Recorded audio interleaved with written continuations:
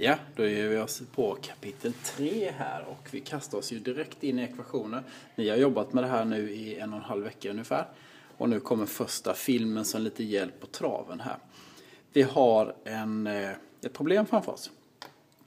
På den här sidan så har vi 3 stycken askar.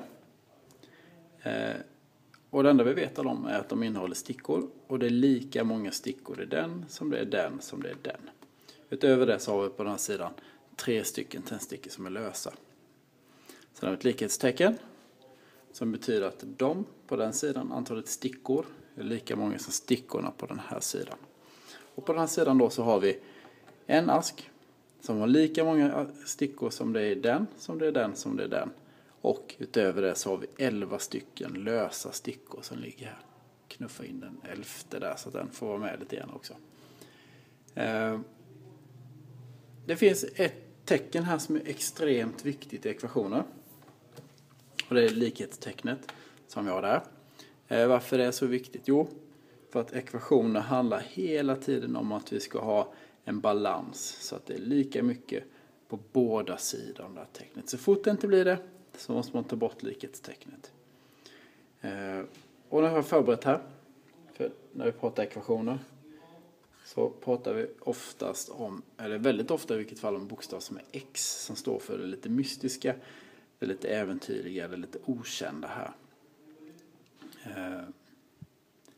Och så kör vi med den nu också. Det kan lika gärna vara ett Y eller en grekisk bokstav eller en symbol egentligen. Men väldigt ofta så kommer det till bokstaven X. Är det inte det så är det 80% chans att det är Y eller Z som man frågar efter. Så, då kör vi. På den här sidan som vi får med nu kallar för VL, det vänstra ledet, så ska det alltså vara exakt lika många stickor hela tiden som det är det högra ledet. Och det här måste gälla genom hela genomgången nu då. Bra. Steg nummer 1 har vi kommit till här nu. Mycket snack, 2 minuter, 10 sekunder. Men nu ska vi börja jobba.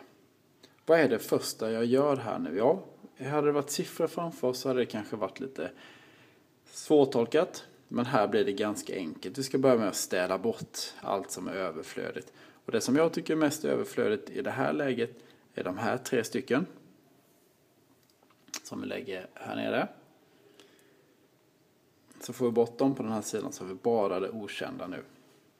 I samma sekund som vi tar bort dem här så får vi en obalans. Det betyder att det blir mer värt på den här sidan i högra ledet än vad det blir i det vänstra ledet. Och så får det inte vara. Och då gör vi likadant här. Vi tar bort 3 stycken stickor här. Som vi lägger där. Och nu är det så att var det likadant mycket på båda sidorna nyss så är det fortfarande. Det här var steg nummer 1. Steg nummer 2. Ja, det är att vi tar bort den här. Varför väljer jag den? Jo, att på den här sidan så har jag ett antal lösa stickor. Men också något okänt. Och kan jag få bort den här enda asken här, så betyder det att vi kan börja få en uppfattning om vad värdet är. Och det blir lätt att gå vidare. Så jag lyfter ner den. Och återigen, nu blir det likadant som innan, fast precis tvärtom. Att nu förlorar vi någonting här. Och då måste vi också ta bort någonting här. Och då ser vi ganska tydligt att vi har tagit bort en ask, 3 stickor här och likadant på den här sidan. Vad gör vi nu? Jo, på vänster sida i det vänstra ledet har vi 2 stycken okända. Och på den här sidan så har vi ett antal tändstickor. I det här fallet är det ganska enkelt. Så vi delar helt enkelt upp dem här. Vi lägger 4 här och 4 här. Och då ser vi ganska enkelt här nu då att det borde vara 4 i den asken och 4 i den. För säkerhets skull så tittar vi efter. Mycket riktigt. 4 stycken i varje. Det betyder att 8 stickor på den här sidan är lika mycket som 8 stickor på den här sidan. Och är ni jättenyfikna så tittar vi såklart i de andra här också då. Vi har tagit bort lika mycket på båda sidor. Vi har kvar lika mycket här. Svaret är ju inte vad 2 lådor innehåller utan vad en låda innehåller. Och tar vi bort en enhet här alltså hälften av de 2 askarna här, så tar vi också bort hälften av stickorna här. Och då har vi fortfarande tagit bort lika mycket på båda sidor, fast att just de här råkar ligga i en ask, och det gjorde ju inte de här, och de också 4 stycken där. Så, det här var grunden till ekvationer.